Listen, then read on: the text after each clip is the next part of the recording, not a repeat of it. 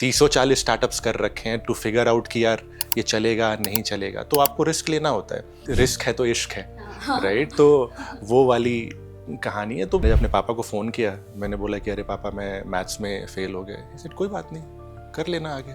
और I was shocked कि अरे स्टार्टअप्स में कुछ हो ना हो, आपका मेंटल स्टेट अच्छा होना बहुत ज़रूरी है। सबसे बड़ा जो प्रॉब्लम है वो ये है कि लोग आइडिया से बहुत प्यार करते हैं, मतलब, और उनको लगता है कि नहीं ये मेरा है तो कैसे गलत, मैं तो गलत हो ही नहीं सकता हूँ। टेक्नोलॉजी बुरी नहीं होती है, लोग बुरे होते हैं जो उसको लेकर के बुरा काम कर देते हैं।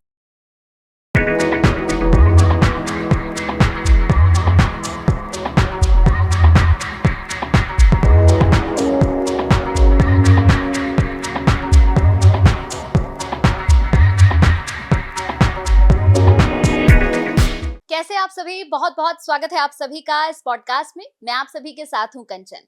आज का पॉडकास्ट भी हमारा बहुत स्पेशल होने वाला है। जैसे कि मैं हमेशा कहती हूं कि भाई मैं आपके लिए वो पॉडकास्ट लेकर आती हूं जो पॉडकास्ट आपको कुछ सिखाकर और समझाकर जाते हैं। और मेरे गेस्ट भी कुछ इसी तरह के होते हैं जो आपके बीच आते हैं और आपको बहुत कुछ ऐसा देकर जाते हैं जो आप लंबे समय तक सोचते रहते हैं।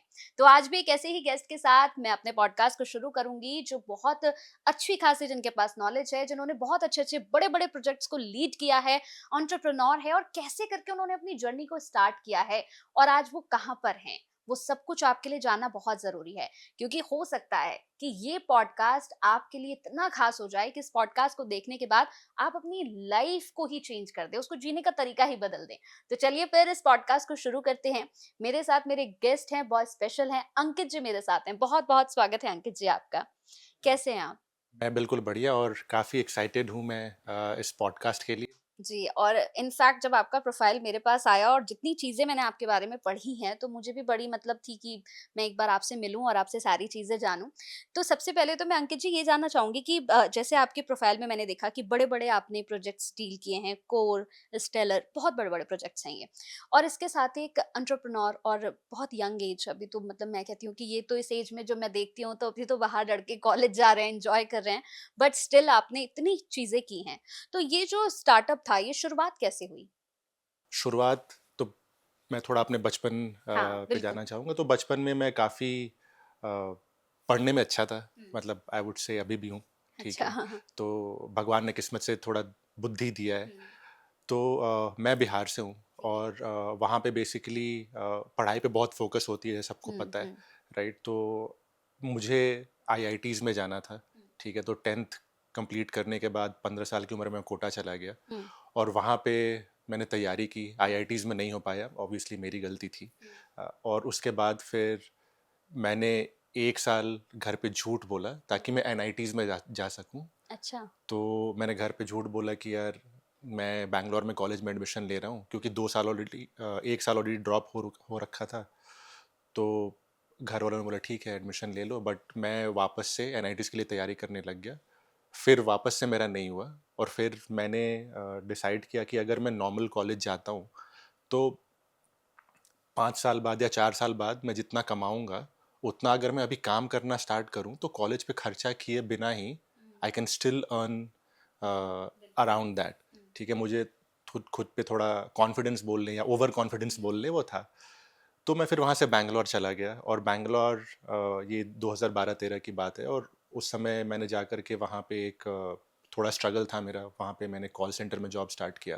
ओके। और उसके साथ ही साथ क्योंकि मुझे कॉल सेंटर वाला जॉब पूरे टाइम नहीं करना था, तो हुँ, मैंने फ्रीलांसिंग स्टार्ट कर दिया। हुँ, तो मैं वेबसाइट्स बनाता था, कंटेंट लिखता था, आर्टिकल्स लिखता था ऑनलाइन, हुँ, अपवर्क पे, फाइवर पे। और उसके थ्रू मुझे थोड़े अच्छे एंटरप्रेन्योर्स, जो स्टार्टअप का कल्चर बैंगलोर में ग्रो हो रहा था 2014-15 में, मैं उन लोगों से मिला मेरे हुँ। काम करने के थ्रू, फ्रीलांसिंग के थ्रू। और उसके थ्रू मैं स्टार्टअप वाली दुनिया में एंट्री की। एंट्री की। और उसके बाद से मैं, मतलब, स्टार्टअप्स के अलावा किसी के साथ काम ही नहीं करता हूँ, क्योंकि बहुत एक्साइटिंग है मेरे लिए। हुँ। तो जैसे आपने शुरुआत की, आपने बताया कि बड़ी डिफ़िकल्ट सी जर्नी रही कि आपने अपने ड्रॉप आउट भी किया 1 साल, फिर दोबारा मेहनत की, फिर दोबारा भी नहीं हुआ। तो उसके बाद एक वो कॉन्फिडेंस जागा कि नहीं, अब इसमें नहीं, अब यहाँ मेरे को लगना है।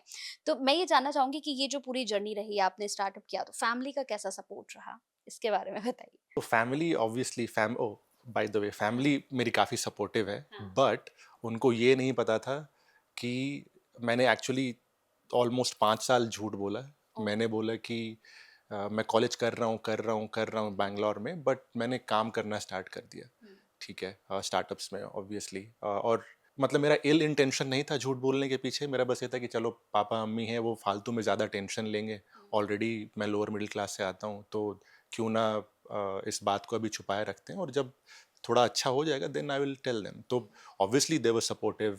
मतलब फनीली इनफ 10th क्लास में मेरे मैथ्स में एकदम ऐसे हाईएस्ट नंबर आए थे, और 12th में I scored like 17 out of 100। ओह! ठीक है, हुँ, तो मैंने जब अपने पापा को फ़ोन किया, मैंने बोला कि अरे पापा मैं मैथ्स में फ़ेल हो गया। ही सेड कोई बात नहीं, कर लेना आगे। हुँ, और आई वाज शॉक्ड कि अरे, हुँ, मतलब तो हाँ, they have been very supportive. हुँ, फैमिली बहुत सपोर्टिव रही है। ऑब्वियसली मैंने वो 5 साल झूठ बोला ताकि वो लोग आराम से रह सके बिना हुँ, टेंशन के, बट उसके बाद जब मैंने उनको बताया तो दे वर शॉक्ड कि अरे तुम ऐसे कर रहे थे। मतलब hmm, obviously they with good intentions. हुँ। तो ये पूरे करियर में जो एक टर्निंग पॉइंट आता है, तो ये टर्निंग पॉइंट कहाँ पर आया था? टर्निंग पॉइंट्स तो ऐसे बहुत सारे रहे हैं, हुँ, बट आई थिंक जो कोई ऐसा जो आप शेयर कर सकें कि ये बहुत क्लासी मतलब ये पॉइंट था मेरे लिए? आई थिंक सबसे बिगेस्ट टर्निंग पॉइंट मेरे लिए एक्चुअली स्टार्टअप की दुनिया में एंट्री करने का था, हुँ, क्योंकि मैं उस समय बस फ्रीलांसिंग कर रहा था। मुझे खुद का अपना कुछ करना था। मैं ऐसे मतलब बिल गेट्स और मार्क जकरबर्ग इनके बारे में पढ़ते रहता था, इंस्पायर होते रहता था। ऑब्वियसली स्ट्रगल के डेज थे, तो आदमी ऊपर नीचे, कभी मूड अच्छा है, कभी मूड ख़राब है, कभी लग रहा है यार कुछ जीवन में होगा, कभी लग रहा है कुछ नहीं होगा। तो उतार चढ़ाव बहुत थे, हुँ, बट मुझे एटलीस्ट एक चीज़ कांस्टेंट थी कि मुझे खुद पे भरोसा था कि नहीं, मैं कुछ तो कर लूँगा। हुँ, ऐसा नहीं है कि मतलब हो सकता है मैं बहुत बड़ा ना बन पाऊँ, but I will be able to live a good life, इतना मुझे कॉन्फिडेंस था। तो जो टर्निंग पॉइंट था मेरे लिए, मेरा फ्रीलांसिंग करते करते जो मेरा पहला स्टार्टअप में जॉब लगा, राइट। तो इट वाज वेरी रैंडम। मैं फ्रीलांसिंग कर रहा था, एक बंदे से बात हुई, उसने बोला कि एक इंटरव्यू करते हैं। तो मैंने इंटरव्यू दे दिया, और उसने बोला ठीक है आ जाओ, कल से ले लो इतनी सैलरी। हुँ, मैंने बोला यार ये क्या मतलब, ये सही में हो रहा है क्या? मतलब क्या पता वो बंदा ऐसी मतलब। हुँ, और उस समय मैं जब था, तो मैं उस समय इंदौर में था थोड़े टाइम के लिए, and this guy wanted me to come to Bangalore hmm, like next day. हुँ, ठीक है, तो मैं बोला यार कि इतनी जल्दी कैसे, मतलब how do I hmm, go there. But फिर मैंने थोड़ा ऐसे ऑनलाइन देखा, मुझे बंदा ठीक लगा, उसके लिंक्डइन प्रोफाइल चेक करी, तो मैंने ठीक है यार, लीप ऑफ फेथ ले लेते हैं। हुँ। ठीक है, तो it was a big decision कि चलो मैं इंदौर से उस समय डायरेक्ट बैंगलोर उसी रात ट्रेन पकड़ के निकल गया, and it turn out to be good. हुँ। जैसे आपने बताया कि फैमिली सपोर्ट भी पूरा रहा, उसके बाद एक टर्निंग पॉइंट लाइफ में क्या रहा? अच्छा, एक कहते हैं ना सर कि क आज का जो हमारा यूथ है, जो हम देखते हैं कि जॉब की तरफ है, कुछ बिज़नेस की तरफ है। लेकिन लोग बड़ा कन्फ्यूज़ रहते हैं, जिन्हें जॉब से बिज़नेस में आना है, बड़े डरे हुए रहते हैं। जैसे आपने जॉब किया, आपने कॉल सेंटर में भी जॉब किया है, मतलब काफ़ी मेहनत भरी जर्नी ये रही। उसके बाद स्टार्टअप्स के साथ आपने काम किया। तो कभी ऐसा नहीं लगा कि बहुत बड़ा रिस्क है, अगर मैं नहीं कर पाया या मुझसे नहीं हो पाया, तो मैं क्या करूँगा? ये वाला पॉइंट कभी आया? ऑब्वियसली रिस्क, मतलब वो एक कौन सी कोई तो सीरीज थी, आई हुँ, थिंक दलाल स्ट्रीट वाली कोई एक सीरीज थी, जो स्टॉक मार्केट के बहुत हो, उसमें वो एक डायलॉग होता है कि हुँ। रिस्क है तो इश्क है, हाँ, राइट। हाँ। तो वो वाली कहानी है। तो अगर आपको एंटरप्रेन्योर बनना है तो ऑब्वियसली रिस्क होंगे, और देखिए जितना ज़्यादा रिस्क होता है उतना ज़्यादा रिवॉर्ड भी होता है। हुँ, ठीक है, बहुत बार आप रिस्क लेते हैं वो नहीं काम करता है। मैंने अपने करियर में मतलब ऐसे 2-4 स्टार्टअप्स हैं जो ऐसे पब्लिक में है कि हाँ चलो ये स्टार्टअप थोड़ा ठीक किया, वैसे मतलब ऐसे पब्लिकली अवेलेबल है, बट बैकग्राउंड में मैंने ऐसे 30-40 स्टार्टअप्स कर रखे हैं टू फिगर आउट कि यार ये चलेगा नहीं चलेगा। तो हुँ, आपको रिस्क लेना होता है। हुँ, और स्पेशली जो आज की ऑडियंस है, या फिर आज के जो लोग हैं, अगर उनको यंग लोग हैं हुँ, स्पेशली, अगर उनको स्टार्टअप करना है, तो मेरा एडवाइस तो यही है कि यार तुमको ऐसा भी पागलों जैसा रिस्क नहीं लेना है। ठीक है, हुँ, कि यार ये नहीं, मैं कल अभी जॉब छोड़ करके एकदम इसमें हुँ, घुस जा रहा हूँ। हुँ, ठीक है, आप थोड़ा स्लो भी स्टार्ट कर सकते हैं, क्योंकि ऐसे स्टार्टअप वर्ल्ड और ऐसे शार्क टैंक देख करके सब ऐसा हुँ, लगता है बहुत फैंसी है, बट हुँ, एक्चुअली में ऐसा नहीं होता है। हुँ, ठीक है, तो आपको धीरे धीरे धीरे धीरे क्योंकि वो बोलते हैं ना कि जब घड़ा तपता है तब हुँ, वो घड़ा बनता है, बिल्कुल। राइट। तो आपको धीरे धीरे तपना होता है, और आप जॉब करते करते भी साइड में दिन का आधा घंटा लगा दो, 1 घंटा लगा दो, थोड़ा थोड़ा थोड़ा थोड़ा बेबी स्टेप्स लो, फिर आगे जाके अगर आपको दिखता है कि नहीं ये चल रहा है, तब आप उसमें कूदो। अब ऐसा नहीं है कि पागल ही हो कर नहीं मुझे स्टार्टअप ही करना है, मैं जॉब वॉब छोड़ रहा हूँ, प्लेसमेंट छोड़ रहा हूँ, ये कर रहा हूँ, तो वो फाइनेंशियली आपके लिए भी और आपके मेंटली आपके मतलब स्टेट के लिए भी खराब होता है। और स्टार्टअप्स में कुछ हो ना हो, आपका मेंटल स्टेट अच्छा होना बहुत ज़रूरी है। अच्छा सर, जैसे आपने कई स्टार्टअप्स के साथ काम किया है, कई स्टार्टअप्स मतलब अधिकतर आप स्टार्टअप्स के साथ ही रहे, तो कहाँ पर मिस्टेक करते हैं जितने भी लोग स्टार्टअप्स करते हैं? जैसे हम देखते हैं कई लोग बिजनेस शुरू कर रहे हैं, स्टार्टअप शुरू कर रहे हैं, बट वो उस पीक तक नहीं पहुंच पाता है। वहां पहुंचते पहुंचते या तो डाउनफॉल शुरू हो जाता है। कई लोगों का तो मैंने देखा है कि पार्टनरशिप में शुरू करते हैं, फिर एक पार्टनर चला गया तो उनका बिजनेस बिल्कुल खत्म हो गया। तो ये स्टार्टअप्स में गलतियां कहाँ कर रहे हैं लोग? गलती तो हर जगह है स्टार्टअप्स में, हाँ। मतलब डिपेंडिंग ऑन आप किस स्टेज पे हैं, हाँ। उस हिसाब से बहुत सारी गलतियां होती है जो नहीं करनी होती है। बट आई थिंक एक जो सबसे बड़ी मिस्टेक लोग करते हैं वो ये करते हैं कि उनको आइडिया से बहुत प्यार होता है।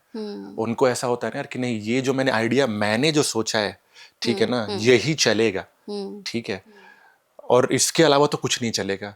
भले उसके पास एक भी कस्टमर आ रहा हो नहीं आ रहा हो, ठीक है, हो सकता है बहुत लोगों को बुरा लगे ये सुन करके कि नहीं अरे मेरे आइडिया अच्छा है बुरा है। तो आपको क्या होता है कि आपको अपने आइडिया से प्यार नहीं होना चाहिए, आपको इस बात से प्यार होना चाहिए कि आपको धंधा बनाना है, ठीक है। एट द एंड सब कुछ धंधा ही है ना, स्टार्टअप इज अ धंधा। तो आपको धंधा बनाना है, वो धंधा कैसे बनेगा, आपको अपना स्ट्रैटेजी चेंज करना पड़ेगा, आपको अपना आइडिया चेंज करना पड़ेगा, हो सकता है आपको टीम फायर करनी पड़े, कुछ नए लोग लाने पड़े, तो आपको टफ डिसीजंस लेने होते हैं। तो सबसे बड़ा जो प्रॉब्लम है वो ये है कि लोग आइडिया से बहुत प्यार करते हैं, मतलब, और उनको लगता है कि नहीं ये मेरा है तो कैसे गलत, मैं तो गलत हो ही नहीं सकता हूँ। तो भाई ऐसा नहीं है, मतलब ऐसा मैं भी सोचता था, ठीक है। तो इस चीज़ को आपको चेंज करना होता है। और मैं एक चीज़ बोलते रहता हूँ हर किसी को कि आपको you need to unlearn and learn, मतलब कि आपको जो चीज़ नहीं काम कर रही है उसको अनलर्न करिए, और जो नई चीज़ काम करिए उसको लर्न करिए, तब आप आगे जाके सक्सेसफुल होंगे। ग्लोबल ग्रोथ लीड करते वक्त सबसे बड़े चैलेंजेस क्या होते हैं सर?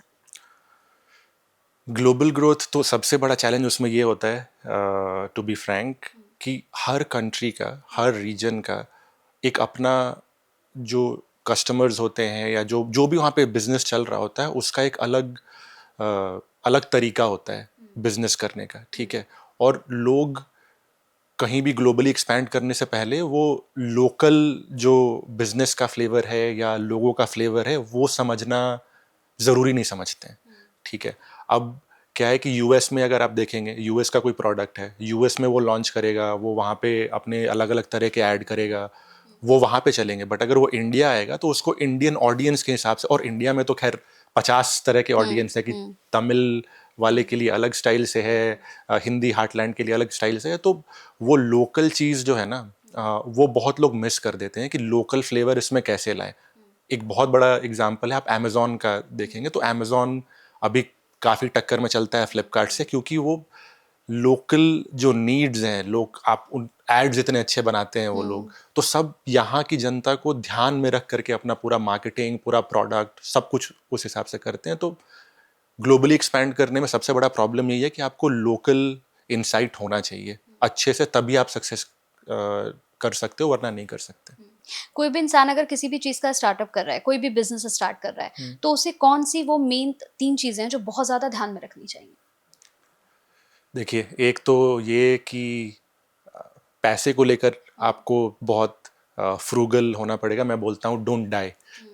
डोंट डाई मतलब कि आपका धंधा बंद ना हो, एटलीस्ट आपके पास साल भर चलाने का वो हो। तो एक तो ये ज़रूरी है, क्योंकि बहुत लोग क्या करते हैं, कुछ फंडिंग मिल गई, कहीं से कुछ पैसे आ गए तो बोले अरे नहीं मैं तो अब बिल गेट्स ही बन गया हूँ एकदम, चलो अब आज ये करते हैं, पार्टी करते हैं, कुछ खरीद लेते हैं, या फिर कुछ कंपनी में ऑफिस ले लेते हैं बड़ा सा। तो वो सब चीज़ें ना करें, हमेशा अपने पास एटलीस्ट 1 साल का होराइजन लेके चलें कि 1 साल तक मुझे चलाना है ये किसी भी कीमत पे। दूसरा, लोग, जो मैं पहले भी बोल रहा था कि लोग अपनी आइडिया से प्यार करते हैं और वो चेंज नहीं करना चाहते हैं। तो इसके लिए मैं ये बोलता हूँ कि आप जो बिजनेस है वो आपका एक बेसिकली मैच मेकिंग है, ठीक है। तो आपको मैच मेकिंग में ये समझना है कि कस्टमर को क्या चाहिए, ठीक है, और वो आपको ला करके देना है। अभी मान लीजिए आपने आइडिया ए से स्टार्ट किया, ठीक है, आप लेके गए कस्टमर्स के पास, उनको शायद वो पसंद नहीं आया, ठीक है, तो आप उन कस्टमर से बात करके थोड़ा समझे कि उनको क्या चाहिए, और फिर आप आइडिया बी ले करके जाएं या प्रोडक्ट बी ले करके जाएं, और फिर देखें कि अच्छा अब ये मैच मेकिंग हो पा रहा है कि नहीं हो पा रहा है, ठीक है। तो ये चीज़ अगर आपने क्रैक कर ली ना, तो आपको कोई नहीं रोक सकता है, ठीक है, कि कस्टमर को क्या चाहिए और आप क्या ऑफर कर रहे हैं, उन दोनों का अगर मैच मेकिंग हो गया तो इट विल फ्लाई। ब्लॉकचेन की अगर मैं बात करूं सर, ये क्या है? इसके बारे में अगर मैं कहूं कि सिंपल शब्दों में आप समझाएं आम लोगों को कि ब्लॉकचेन क्या है इसके बारे में। ठीक है, ब्लॉकचेन ऐसे बहुत फैंसी लगता है बट बहुत ही सरल चीज़ है, हाँ। ठीक है। मुझे नहीं पता कितने लोग आप बही खाता समझती हैं, जो किराने दुकान पे लेखा लोग जोखा, बिल्कुल लेखा बिल्कुल। जोखा होता है, ठीक है। तो ब्लॉकचेन अगर मूल रूप से सोचें तो बस लेखा जोखा है, बट उसमें फ़ायदा ये है कि जैसे एक आप एक किराने की दुकान पे आपका लेखा जोखा या बही खाता चलता है, ठीक है, हम लोग जाते हैं बोलते हैं कि अरे भैया 100 रुपये का दे देना, बाद में कर कर लेंगे, लेंगे, ठीक हाँ। है। तो वो अपने पास हिसाब किताब रखता है। अब वहाँ पे प्रॉब्लम क्या है कि जो दुकानदार है वो अपने हिसाब से कभी कुछ अपडेट कर देगा, हाँ। फिर आपको पता नहीं, आपको तो ध्यान नहीं, ये हम सबके साथ हो रखा है, ठीक है। तो ब्लॉकचेन में क्या होता है कि जो वो बही खाता रख रहा है उसके कॉपीज बहुत लोगों के पास होते हैं, ओके। ठीक है। तो जैसे एक आपके पास हो गई, एक आपके बगल बगल वाले के पास हो गई, और ऐसे बहुत लोगों के पास होगी, मान लिया 100 लोगों के पास हो गई। तो अब क्या है कि दुकानदार अपडेट करने से पहले वो करेगा कि भाई वेरीफाई करेगा दूसरे लोगों से कि वो लोग भी अपडेट करें, नहीं तो उसका तो अगर उसने अपडेट कर दिया और बाकी से मैच नहीं हुआ तो वो तो पकड़ा जाएगा। बिल्कुल तो बिल्कुल। ब्लॉकचेन में यही होता है कि जो बही खाता है वो हजारों लाखों लोगों के पास होता है, जो भी चीज़ें वहाँ हो रही है उसका, और वो तभी अपडेट होता है जब सब कहते हैं कि नहीं चलो सही है, ये अपडेट होना चाहिए। तो उसको कोई बिगाड़, मतलब उसको कोई स्कैम नहीं कर सकता है, फालतू में अपडेट नहीं कर सकता है। तो ये ब्लॉकचेन है सरल शब्दों में। अगर मैं पूछूं कि इंडिया के लिए ब्लॉकचेन जो है ये कितना कारगर साबित होगा, इसका फ्यूचर आप कैसे देखते हैं? एक्चुअली में प्रेजेंट में ये बहुत सारी चीज़ें हो रही हैं, और फ्यूचर तो खैर काफ़ी अच्छा है। आई थिंक ब्लॉकचेन आप देखेंगे, जैसे लैंड रिकॉर्ड्स जो होते हैं, ज़मीन का जो पूरा हिसाब किताब होता है, मतलब गवर्नमेंट रिकॉर्ड्स और मेंटेनेंस होती है, उसमें बहुत बड़ा यूज़ है क्योंकि उसमें बहुत फ्रॉड होता है, ठीक है। मतलब मेरे फैमिली के साथ भी हुआ हुआ है, आई एम श्योर हर किसी ने ऐसी ना बहुत लोगों के कुछ, साथ हुआ होगा, बिल्कुल। वही तो उस पे एक बहुत बड़ा यूज़ केस है। कुछ चीज़ें हम कर रहे हैं जिसमें एजुकेशन में यूज़ केस है, वैसे ही फाइनेंस में भी यूज़ केस है कि आप जैसे आपको पैसा विदेश भेजना है, ठीक है। तो अभी क्या होता है कि अगर आप जो पैसा भेजते हो तो वो अगर इंडिया से यूएस भेजना है तो there is a system called SWIFT, ठीक है। तो वो स्विफ्ट के थ्रू होकर के जाता है, उसमें 1-2 दिन लगता है। ब्लॉकचेन के थ्रू अगर आप भेजते हो तो 1 सेकंड में चला जाता है, ओके। ठीक है। तो इस तरह की चीज़ें हैं। तो बेसिकली आप ऐसा समझ लें कि फाइनेंस में blockchain is like UPI globally. अच्छा, गुड। अच्छा, आपने अभी बताया कि एजुकेशन सिस्टम में भी इसका आप कर रहे हैं, वो कैसे? जैसे अगर मैं आपसे पूछूं, अभी ऑफ द कैमरा भी हमारी बात हो रही थी डिग्री को लेकर। जैसे बहुत से लोगों को डिग्री लेने में काफ़ी परेशानी होती है, खास तौर से हमारे यूथ को कॉलेजेस के चक्कर लगाने पड़ते हैं, फिर यहाँ एप्लीकेशन भरो, वहाँ एप्लीकेशन भरो, फिर जाके आपकी महीने भर बाद या 2 महीने बाद आपकी डिग्री आएगी। तो इसमें करेक्ट। क्या काम आप कर रहे हैं? तो अभी मैं एक ब्लॉकचेन के साथ काम कर रहा हूँ, जिसको ईडीयू चेन बोलते हैं, और वो केवल एजुकेशन के लिए बना हुआ है, ठीक है। तो एजुकेशन में जो भी प्रॉब्लम्स हैं, फ्रॉम डिग्री वेरिफिकेशन या डिग्री फ्रॉड, आपको पता ही है इंडिया में भी बहुत बहुत। डिग्री को लेके फ्रॉड होता है। मतलब ऐसे लोग बोलते हैं कि अरे तुमको, अच्छा जैसे मुझे लोग शुरू शुरू में जब मैं कॉलेज नहीं गया तो लोग बोलते अरे ऐसे डिग्री ले ले यार, बोला नहीं लेना भाई। तो बोलते नहीं ले ले, ऐसे ही कोई से कॉलेज से 3-4 साल में मिल जाएगी, पैसा ही देना, एग्जाम भी नहीं देना, ऐसे ही मिल जाएगी। मैंने बोला ये तो नहीं कर रहा मैं, ठीक है, अगर मैं करूँगा तो ठीक से करूँगा वरना नहीं करूँगा। तो ऐसे बहुत सारे स्कैम्स चलते रहते हैं। तो हम जो ऑफ़र कर रहे हैं, हमारा जो एडुचेन का जो टेक प्लेटफॉर्म है, वो बेसिकली एक जो सबसे सरल यूज़ केस है वो ये है कि सारी डिग्रीज डिजिटाइज हो जाएंगी, ओके। ठीक है। और आप उसको वेरीफाई कर सकते हैं, आपका एम्प्लॉयर उसको वेरीफाई कर सकता है, किसी बड़े यूनिवर्सिटी में आप विदेश जा रहे हैं वो वेरीफाई कर सकता है कुछ ही मिनटों में इंस्टेड ऑफ महीने। और उससे केवल स्टूडेंट्स का ही फ़ायदा नहीं होता है, यूनिवर्सिटी का भी फ़ायदा होता है कि यूनिवर्सिटी तुरंत सब चीज़ें भेज सकती है एम्प्लॉयर्स को, जिससे उनके बच्चों को जल्दी जॉब लगे। और वो फाइल्स, अभी क्या होता है कि सारी चीज़ें फाइल्स में पड़ी हुई हैं, कहीं कुछ डिस्क में पड़ा हुआ है, पता नहीं। तो अभी हम लोग वो सब एक जगह लेकर के आ रहे हैं, जिससे इनएफिशिएंसी हट जाएगी और लोग डिग्रीज को लेकर के जो भी वेरिफिकेशन होता है, जो भी शेयर करना होता है, वो फटाफट कर पाएंगे। और उसके अलावा भी हम लोगों के करियर अपॉर्चुनिटीज़ और लोगों के जो भी एजुकेशन में नीड्स होती हैं, लोन्स को भी लेकर के, फाइनेंशियल लेकर के, उसके लिए भी हम पार्टनरशिप्स कर रहे हैं, जिसके थ्रू हम चीज़ें लोगों को ऑफर करेंगे। जैसे सर हम एजुकेशन पर भी बात कर रहे थे, तो एजुकेशन में आपने जो अपना प्रोजेक्ट बताया कि आपके बड़े बड़े प्रोजेक्ट हैं, जिसमें आपने डिग्री वाला भी बताया कि कैसे हम डिग्री को मतलब ऑनलाइन सेट करने वाले हैं। तो आप किसी गवर्नमेंट के साथ काम कर रहे हैं, कोई बड़ा प्रोजेक्ट और है आपका?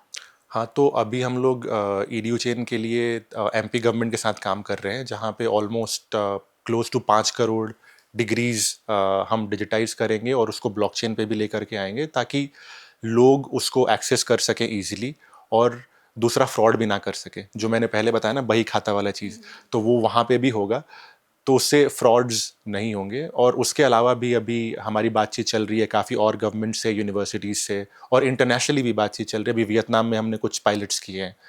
तो और हमारा गोल और मिशन वहाँ पे ये है कि ये जो एडू चेन का टेक्नोलॉजी है, इंफ्रास्ट्रक्चर है, वो एक डिफ़ॉल्ट बन जाए हर यूनिवर्सिटी के लिए, हर कॉलेज के लिए, कि जो भी वो डिग्रीज इशू कर रहे हैं वो सीधा ऑन चेन करें, सीधा डिजिटाइज तरीके से करें, ताकि अभी आगे आने वाले जो टैलेंट है उनको प्रॉब्लम्स ना आए, जो पहले प्रॉब्लम्स आती थी लोगों को।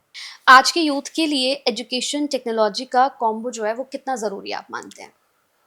हाँ, तो एजुकेशन में टेक्नोलॉजी, मतलब ये तो कोई सवाल ही नहीं है, क्योंकि टेक्नोलॉजी हर जगह ऑलरेडी आ चुकी है। लोग ऑनलाइन क्लासेस लेते हैं, लोग फ़ोन्स में, आईपैड्स में चीज़ें कर रहे होते हैं, तो टेक्नोलॉजी एक्सट्रीमली इंपॉर्टेंट है। मैं ये बोलूँगा कि टेक्नोलॉजी से ज़्यादा एआई, मतलब AI is also technology, but आपको एआई में चीज़ें सीखना, कैसे क्या हो रहा है, उसके डेवलपमेंट्स देखना, वो बहुत इंपॉर्टेंट है। क्योंकि लोग ऐसे वो हवा बनते रहता है इंटरनेट पे कि अरे एआई सबको रिप्लेस कर देगा। रिप्लेस नहीं करेगा। अभी जैसे मैं अपने महीने भर का काम 2 दिन में कर लेता हूँ एआई यूज़ करके, ठीक है, जो पहले मुझे बहुत टाइम लग जाता था। तो आपको ये समझना पड़ेगा कि एआई को यूज़ करके आप कैसे 10 दिन का काम 1 घंटे में कर लें, या फिर 2 दिन का काम 1 दिन में कर लें। तो ये चीज़ आपको सीखनी पड़ेगी, समझनी पड़ेगी। तो वहाँ पे आपको ध्यान देना बहुत ज़रूरी है। हुँ। अच्छा, जैसे एआई की बात हम कर रहे हैं, तो आपने एआई का, कहते हैं ना कि हर एक चीज़ की एक अच्छी चीज़ भी होती है, एक बुरी चीज़ भी होती है। हमने एआई का बहुत गलत यूज़ भी कई जगह पर देखा है। तो आप एआई को लेकर एआई का क्या फ्यूचर देखते हैं? मुझे लगता है कि लाइक हर टेक्नोलॉजी का अच्छा या बुरा यूज़ होता है, चाहे वो एआई हो, चाहे मोबाइल फ़ोन्स हो, चाहे इंटरनेट हो। हर हर चीज़ में बुरी चीज़ें होती हैं। मतलब टेक्नोलॉजी बुरी नहीं होती है, लोग बुरे होते हैं जो उसको लेकर के बुरा काम कर देते हैं, ठीक है।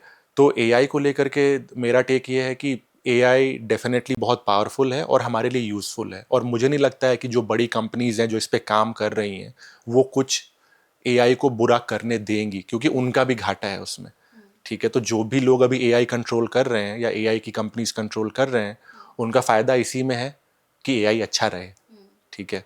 और ऑफ कोर्स मतलब ऐसा कुछ हो सकता है, ओसामा बिन लादेन टाइप्स, जो कुछ मतलब बुरी चीज़ें भी करे, बट ठीक है, मतलब that is a part and parcel of the process. ठीक है। एक और सवाल है मेरा अब आपसे सर, जैसे कि अब हम बात कर रहे हैं, तो आपके करियर की अगर मैं बात करूँ, तो क्या कहीं पर कोई फेलियर वाला आया था कि जहाँ आपको लगा कि हाँ, मेरे लिए बहुत मुश्किल है, ये पॉइंट कब आया? ऑफ कोर्स बहुत, मतलब एक दो एग्जांपल्स नहीं है, मतलब पूरा एपिसोड ख़त्म हो जाएगा उसके बारे में। बट आई थिंक बीच में एक टाइम था जब आई वाज स्ट्रगलिंग टू, मैंने अपना पिछला स्टार्टअप बंद किया था। I was struggling to find a job, I was struggling to see कि क्या नया स्टार्ट करूं मैं। मतलब मुझे समझ नहीं आ रहा था, लोग भी मतलब जॉब मार्केट में भी स्टार्टअप्स वाले उसमें भी थोड़ा हो रहा था। तो 1 साल का एक पीरियड था जहाँ पे मैं बिल्कुल ही फाइनेंशियली पूरा, मतलब फाइनेंशियली आई वाज इन बहुत ज़्यादा लोन्स, मतलब मेरे क्रेडिट कार्ड्स मैक्सड आउट हो रखे थे। आई थिंक मैं कुछ 40-50 लाख के लोन में होऊंगा उस टाइम पे, ठीक है, क्योंकि मैं अपनी स्टार्टअप रन कर रहा था। फिर चीज़ें चली नहीं, फिर और भी चीज़ें हुई। तो फाइनेंशियली बहुत बुरा हाल था, मेंटली भी आई वाज लाइक यार कुछ हो पाएगा नहीं हो पाएगा, ठीक है मैंने अभी तक बहुत मचा लिया है, अच्छे लोगों के साथ काम कर लिया है, बट आगे क्या। तो वो एक फेज था 2-4 महीने का, बट वही है कि मैं ट्राई करते रहा, ठीक है। मेरा एक वो वसूल रहा है कि मौके पे चौका मारना। तो जब भी मुझे मौका मिला है कहीं ना कहीं से, मैंने कुछ ना कुछ वहाँ पे चौका मारा है, and that has help me become what I am. तो एक ऐसे 4-5 महीने के फेजेस बहुत सारे आए, मतलब एक नहीं आए, बहुत सारे आए अभी तक, but that made me stronger. Okay, जो लोग स्टार्टअप या वेब 3 स्पेस में आना चाहते हैं उनके लिए आपकी क्या एडवाइस होगी? मेरी एडवाइस यही है कि बस घुस जाओ यार स्टार्टअप में, वेब 3 स्पेस में। अगर आपके पास एंथुजियाज्म है तो बस घुस जाओ। अभी लोग, मैं देखता हूँ आजकल के लोगों का क्या माइंडसेट होता है कि अरे नहीं, मुझे 1 लाख रुपए की जॉब मिलेगी ना तभी मैं काम करूँगा, वरना तो मैं नहीं कर रहा। भाई ऐसा मत सोचो यार, मैं कॉल सेंटर में 5,000 रुपये महीना के लिए काम करता था, ठीक है। तो you have to take that start, ठीक है। कहीं से भी आपको कोई, मैं तो बोलता हूँ अगर स्टार्टअप में कोई इंटर्न आपको फ्री में भी रखे ना, बन जाओ भाई, ठीक है।